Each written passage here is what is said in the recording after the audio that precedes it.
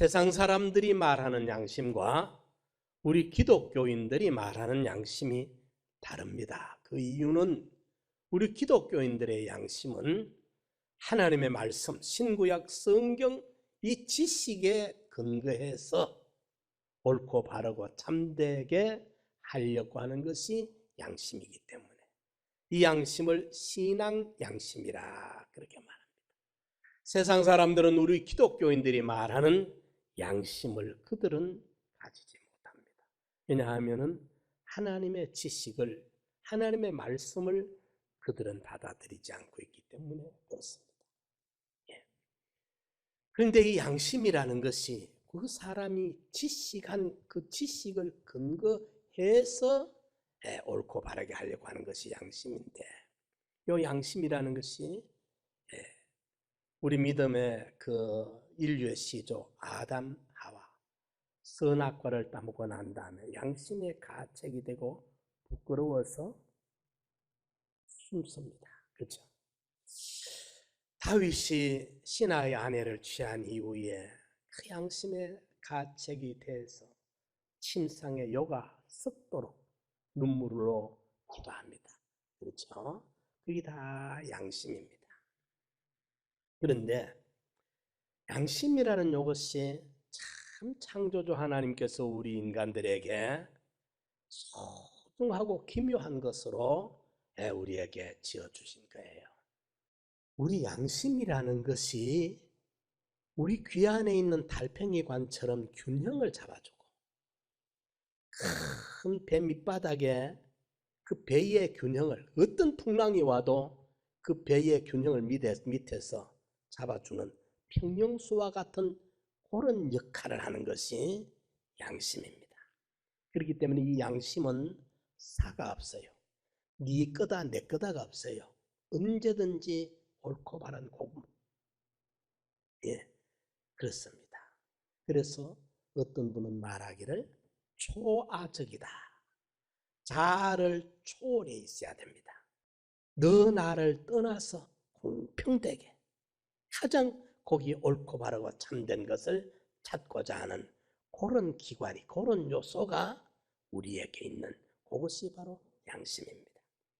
그런데 지식의 여하에 따라 지식대로 자기가 아는 대로는 가장 옳고 바르게 하려고 하는 그 도덕성, 윤리성, 그 감각인데 아는 지식이 유치하면 100원짜리에는 양심을 지키고 안 팔고 양심대로 사는데 지식이 유치하다 보면 10,000원짜리가 걸리면 그만 100원짜리 앞에는 그렇게 깨끗하게 지키려고 하던 양심이 10,000원짜리 앞에서는 그만 덜컥 넘어가 버리기도 합니다.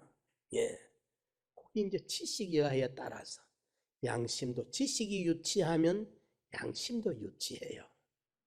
지식이 온전하고 구비하면 그 양심도 그 실력이 그만큼 온전하고 구비해지게 되는 것입니다. 오늘 우리 신앙 양심이라는 것은 세상 사람이 말하는 양심과 다릅니다. 타락하고 부패한 인간 세상에 말하는 그런 양심이 아닙니다. 성경의 말씀, 하나님의 지식에 근거해서 진리에 입각해서 가장 거기에 합당하게 옳게 바르게 살려고 하는 그게 양심이고, 그 양심을 가질 때 선한 양심, 그게 선한 양심인데 하나님을 찾아가서 만나게 해주는 양심은 내 안에 나를 바른 길로 인도하는 내 안에 개인 선지자입니다. 내 선지자예요.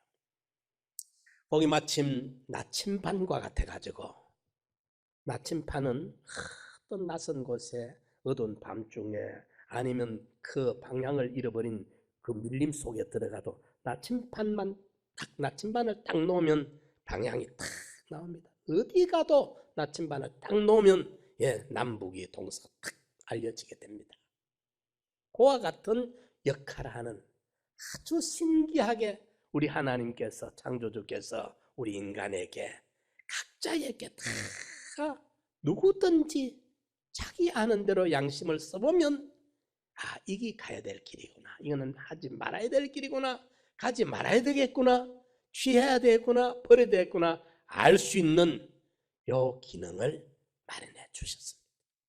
이 양심, 오늘 여기에 대해서 함께 생각해 보자 합니다. 첫째로 이 양심이 화인 맞으면 안 됩니다. 디모데전서 4장에 보면은 양심이 화인 맞았어. 외식하고 거짓말하는 자들이다. 양심이 화인 맞으면 믿음에서 떠나게 되고 완전히 외식자들이 되고 거짓말쟁이가 되고 만다. 신앙은 실패하고 맙니다. 인생이 실패하고 맙니다.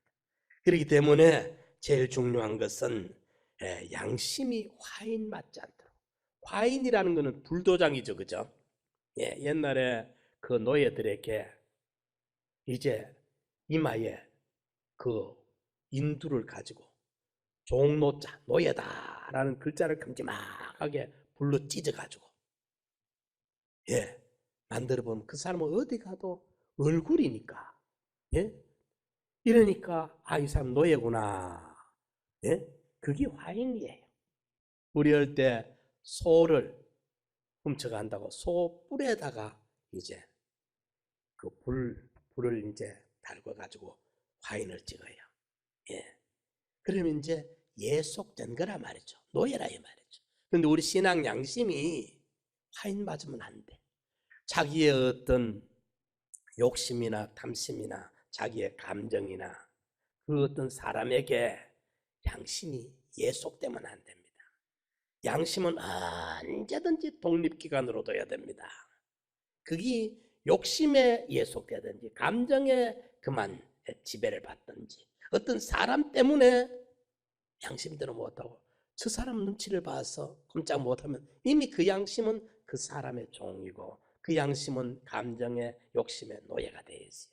이 양심은 그 사람을 비참하게 만들고 맙니다. 이래서 우리는 내 욕심도 내 감정도 내 취미도 내 습관도 내 모든 요소들이 내 안에 양심이 아니다 하면 욕심도 그 안에 부인해야 되고 탐심도 버려야 되고 내 안에 내 스스로 양심의 권위를 세워줘야 돼요. 내 안의 요소지만은 내가 내 양심의 권위를 키워줘야 돼요. 우리가 어릴 때 자녀들이 키울 때 보면은 이 서열을 첫째 아이에게 권위를 좀 씹어줘야 둘째, 셋째가 질서가 잡히고 이래서 아이들이 그거 할 때 부모님이 그 첫째 아이에게 이제 권위를 실어주는 경우가 있어, 그죠? 그러면 저들끼리 같으면 싸울 낀데 부모가 첫째 아이의 편을 떡 서주면은 둘째도 꼼짝 못하고 셋째도 꼼짝 못하고 이제 위계 질서가 떡 세워집니다, 그죠? 회사도 마찬가지고 그것처럼 우리 안에 욕심도 있고 감정도 있고 취미도 있고 버릇도 있고 별것이 있지만은 양심의 소리에 내 양심에 이게 아니다는구나.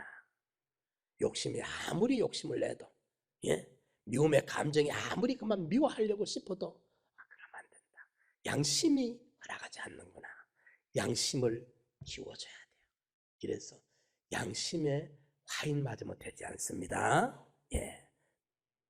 종속되면 안 돼요. 언제든지 양심은 가운데서 역할을 할 수 있도록 양심이 화인 맞는 자가 되지 않도록 우리가 노력해야 되고, 두 번째로 양심을 꺾으면 안 됩니다. 꺾으면 안 됩니다. 비슷한 말이기는 하지만은 양심을 꺾지 말아야 하는데 양심을 무시하면 안 돼요. 양심을 죽이지 말아야 합니다. 우리가 어떤 행동을 하게 될 때에 가슴 깊은 곳으로부터 양심의 호소를 듣게 됩니다. 이건 하면 안 되는데 마음이 깨림칙하고 가책이 되고 마음속에 양심의 호소가 들려요. 그래서 그건 하면 안 돼. 욕심은 자꾸 하고 싶은데 가지고 싶은데 양심은 아니야. 내 거 아니야. 그런데 자, 내가 이제 그 몇백만 원 되는 걸 주웠어. 가방을 몇 천만 원, 천수백만 원 되는 걸. 그러면 내 욕심은 가지고 싶잖아요. 우리 인간이 그렇지 않습니까? 여러분 뭐 깨끗해도 안 그런가 몰라도 내 같으면 가지고 싶겠어. 그런데 또 한편에서 욕심은 주인의 것이 내 거 아닌데 찾아줘야지. 내 양심의 소리가 자꾸 나를 고동치는 거예요. 그렇죠? 그때 그 욕심이 그만. 에이, 양심을 무시해버려. 돈이 천수백만 원인데 하고 그 돈을 챙겨버리면 양심이 꺾여버리는 거예요. 성경에 보면은 발람이라는 유명한 선지자가 있었습니다. 그 시대에 발람이 축복하면 하나님이 축복해주고 발람이 저주하면 저주받고 이렇거든요. 그런데 이스라엘 백성들이 이제 흥왕해지고 오니까 발락이라는 왕이 큰일 났어. 이스라엘이 가까이 막 오고 있으니까 그래서 발락이라는 왕이 발람을 부르러 사람을 보냈어요. 그래서 발람을 불러다가 그 이스라엘 저주를 해야 되겠다 싶어서 발람에게 사람을 보냈는데 발람이 이제 발락이 보내면서 당신이 여기 와서 우리한테 와서 이스라엘을 좀 저주해달라. 저주해주면 내가 이만한 봉투를 드리겠다. 어마어마한 제안이 들어왔어요. 그죠? 공짜로 해주겠어요? 이런데 발람이 가만히 보니까 그렇기는 그렇지만은 발락이 제안하는 이 조건 보따리는 큰데 그렇다고 내가 이스라엘을 저주할 수는 없고 이래서 찜찜해서 안 된다. 그냥 돌려보냈어. 보내니까 발락이 이제는 좀 더 큰 걸 줘보자 싶어가지고 지난번에는 차관을 보냈는데 이번에는 장관을 보내. 예를 들면 더 높은 사람을 보내면서 재량권이 더 큰 조건을 안고 가서 어떻게든지 네가 가서 발람을 설득해서 데리고 오너라. 그래 발람에게 왔는데 발람이 보니까 지난번보다 훨씬 더 좋은 조건에 어마어마한 제안을 가지고 왔다 이 말이죠. 이러니까 발람이 욕심이 나는 거예요. 한번 기다려봐라. 하나님한테 내가 기도해보자. 여러분 그 기도해야 됩니까? 안 해야 됩니까? 그 기도 제목은 맞아요? 아니에요? 그거 기도하면 됩니까? 안 되지. 예? 하나님이 출애굽시킨 양의 피로 출애굽시켜오는 이스라엘 선민 백성을 하나님이요 하나님의 백성 저걸 망치도록 기도할까요? 말까요? 이거 물으면 되겠어요? 우리 이웃집 사람이 나한테 와가지고 당신 큰아들 저거 두드려 팰까요? 말까요? 나한테 물으면 되겠어요? 그거? 패라 할 부모가 어디 있겠어요? 그런데 발락이 하도 큰 걸 준다 하니까 발람이 욕심이 나는 거예요. 그 욕심이 나서 좀 기다려봐라. 기도 한번 해보자. 이 벌써 양심이 벌써 꺾이기 시작한 거예요. 그러면서 거의 발락의 제안을 받아들입니다. 탐심이 자기 속에 안 돼. 그 잘못이야. 그러면 안 돼. 하나님 기뻐하지 않아요. 뻔히 아는데 이게 너무 크니까 욕심이 양심을 무시해버려요. 내 안에 욕심이 내 안에 양심을 꺾어버리는 겁니다. 여러분들 우리 양심은요. 내 밖에서는 그 어떤 세력도 해코지 못합니다. 내 양심은 감옥에 못 가둡니다. 법정에서 내 양심을 정죄 못해요. 따발총을 쏴도 양심을 죽이지 못해요. 양심이라는 걸 신비합니다. 밖에서는 나의 양심을 공격 못합니다. 내가 내 양심만 지키면. 그런데 자기 스스로가 욕심이 앞서고 탐심이 앞서고 감정이 앞서고 이게 양심을 무시하고 양심을 꺾어버릴 때 자기 양심을 꺾어버려요. 그러면 믿음을 파손시키는 것이 되고 말아. 양심이 깨어지면 믿음이 파손되고 신앙이 파손이 되고 말아요. 이러기 때문에 양심을 꺾으면 안 됩니다. 어떤 것을 다 내놓을지라도 다 빼앗길지라도 어떤 불이익을 볼지라도 양심을 지켜야 됩니다. 오늘 우리 시대는 양심이 다 파괴되고 있어요. 우리 어릴 때 자랄 때만 해도 동네 어른들이 늘 양심이라는 말을 자주 썼어요.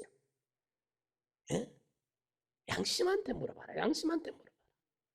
가만 보니까 그래도 그때는 도덕이 사회에 살아있고 윤리가 사회에 살아있는데 오늘 요즘 이 시대는요. 참 양심이 없어. 뻔한 일인데도 법만 피해 나갈 수 있으면 뻔뻔하게 우기고 세우고 있습니다. 이런 시대가 돼. 이러니까 양심을 우리가 찾아야 되고 양심을 회복하고 양심을 지키지 아니하면, 선한 양심이 깨어져 버리면 하나님을 찾아가서 만날 수가 없습니다.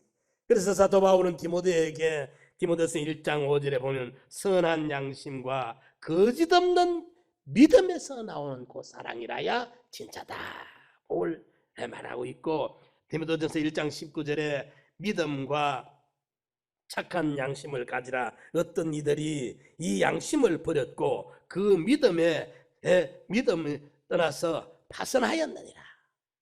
그 착한 양심을 버리고 믿음에 떠나면 인생이 파선되고 말고 신앙이 파선이 되고 말아요. 배가 풍랑에 다 깨져버리듯이. 디모데전서 3장 9절에도 깨끗한 양심의 믿음의 비밀을 가진 자들을 뽑아가지고 교회의 직분자들을 세워라. 집사를 세워라. 예? 착한 양심, 믿음의 비밀. 믿음은 하나님과의 종속적인 관계고, 착한 양심이라면 윤리와 도덕적 관계에서 흠이 없는, 거기 함께 가고 있습니다. 그래서 양심이 화인 맞으면 안 되고 양심이 꺾이면 안 됩니다. 양심을 가꾸어야 됩니다. 내 안에 욕심도 있고 탐심도 있고 감정도 있고 모든 것이 있어도 내 안에 양심의 소리에 귀를 기울이고 양심의 호소, 그 양심의 호소. 베드로는 예수님을 모른다고 부인해버리고 난 다음에 그 양심에 얼마나 안타까워서 닭 울기 전에 3번 부인한다는 주님의 음성을 들었음에도 불구하고 지 살려고 그 양심을 꺾어버렸거든. 이래서 그가 평생 닭 소리만 들으면 가책이 돼가 말이에요.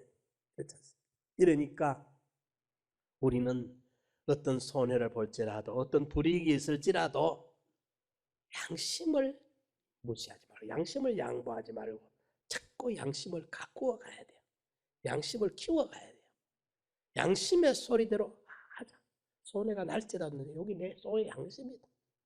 그 양심이 하나님을 찾아가 만나도록 하는 내 자신을 하나님께로 끌고 가는 거기 선지자라. 가이드라. 그 양심의 인도를 따라가 보면은 하나님을 만나요. 하나님을 만나면 그분의 은총이 넘치잖아요. 부족함이 없잖아요. 그런데 양심이 끊어져 버리면 하나님과 만남이 깨지고 말아. 이러기 때문에 양심 팔아가지고 어떤 것을 샀습니까? 다 빼앗겼습니다. 다 잃어버렸습니다. 양심 지키기 위해서 어떤 손해를 봤습니까? 걱정하지 마십시오. 하나님을 만나면 하나님 안에서 우리는 모든 것이 다 해결되는 것입니다. 양심보다 우리에게 소중한 게 없습니다. 우리 인적 요소 안에서 양심보다 보배로운 것이 없어요. 그렇기 때문에 어떤 유혹도 어떤 핍박 앞에서도 우리가 양심을 팔면 안 돼요. 신앙 양심을 양보하면 안 돼요. 두드려 맞더라도 옥에 갇히더라도. 그러니까 어떤 분이 글을 썼는데 양심은 법정에서 정죄하지 못한다. 양심은 감옥에 가두지 못한다. 양심은 따발총을 쏘도 죽이지 못한다. 아멘. 맞아요. 양심은 따발총을 쏜다고 양심을 내 양심을 못 죽여. 사드락 메삭 아벳느고가 풀무불 앞에서도 느부갓네살이여 우리는 이 일에 대해서 대답할 필요가 없나이다. 양심을 안 팔아. 평일보다 7배나 뜨겁게 불의 도수를 높이면서 느부갓네살이 협박하려고 위협을 하는데 사드락 메삭 아벳느고의 양심은 하나님이 생명의 주인이고 부활의 산 소망이 그들 속에 있으니까 성경 지식이 확고부동하니까 느부갓네살과 타협을 안 해. 양심을 팔지 않아요. 양심을 그때 지켜나가는 거예요.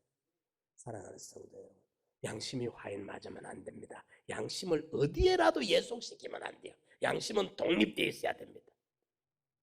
양심을 무시하지 마십시오. 양심을 꺾어버리면 안 됩니다. 탐심 때문에, 욕심 때문에, 돈다발 때문에 권력을 일시 차지한다고 양심 팔아가면서 바보입니다. 속았습니다. 양심 주고 얻은 것이다면 그게 들어서 자기를 인생을 망칩니다. 신앙을 망칩니다. 믿음을 파손시키는 게 되고 말입니다. 그렇기 때문에 우리는 어떻게든지 양심의 권위를 북돋아줘서 우리가 씨앗을 심어야 많은 싹이 돋으면 김 옆에 잡풀 김을 매주고 북을 돋아주면 잘 자라잖아요. 우리 양심을 장성한 양심으로 잘 키워 놓으면 이 사람은 실력자가 되는 거예요. 양심을 가꿔야 됩니다. 네 번째로, 그래가지고 장성한 양심이 돼야 돼요. 장성한 양심, 양심이 성장해 있는 사람. 이래가지고 장성한 양심. 어떤 사람은 양심을 쓰긴 했었는데 아는 지식이 유치하니까 많은 1원짜리 10원짜리에는 양심 지킬 줄 아는데 큰 문제가 생기면 뭐가 뭔지 몰라서 유혹받고 넘어가요. 신앙 지식이 우리가 자라가야 그만큼 우리 신앙의 양심도 장성해져 가는데, 장성한 신앙 양심이 되려고 하면 어찌해야 되느냐? 소유를 지배할 수 있어야 돼. 물질의 지배권을 가지는 양심이 돼야, 아무리 돈다발이 크든 적든 돈의 양심이 오고 가고 흔들리지 아니할 수 있는 이 사람이 돼야. 최영 장군 같은 사람은 어떤 사람입니까?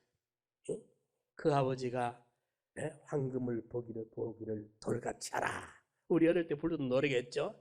그러니까 어릴 때부터 돈의 사람, 물질의 사람, 물질의 양심을 팔아먹는 사람이 되지 않도록 그 아버지가 키워놓으니까 이 사람이 나중에 자라서 나라의 그런 1등 공신이 되고 남을 수 있는 제목이 되잖아요.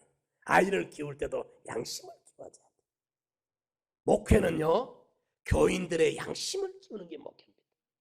제가 제일 조심하는 것이 우리 성도들의 양심에 내가 초점을 맞추고 있습니다. 성도들의 양심으로 우리 목사님이 이런 분이다 하는 걸 알도록 해줘야 되지, 양심을 내가 성도들이 목사님 저래서 하도 말은 저래서 하도 헛말이다, 벌써 그러면 그거 다 헛말이야. 설교가 다 헛소리. 양심을 지배할 수 있어야 됩니다. 소유를 지배할 수 있는 양심, 그 다음에 몸을 지배할 수 있는 양심.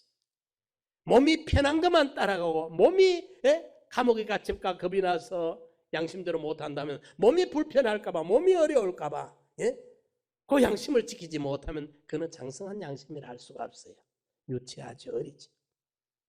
마음을 지배할 수 있는 양심이 돼야 됩니다. 사도 바울이 뭐라 했습니까? 보라, 내가 심령의 매임을 받아 예루살렘을 간다. 바울이 가고 싶어 가는 길이 아니에요. 자기 신앙 양심에 이 길은 성령이 내게 증거하여 각성해서 결박과 환난이 나를 기다리는 줄 알지만 심령의 매임을 받아 이 길을 갈 수밖에 없어. 거기 심령의 매임이 무슨 매임입니까? 양심이 가라니까. 그 길을 갈 수밖에 없는 거예요. 이게 장성한 양심이라.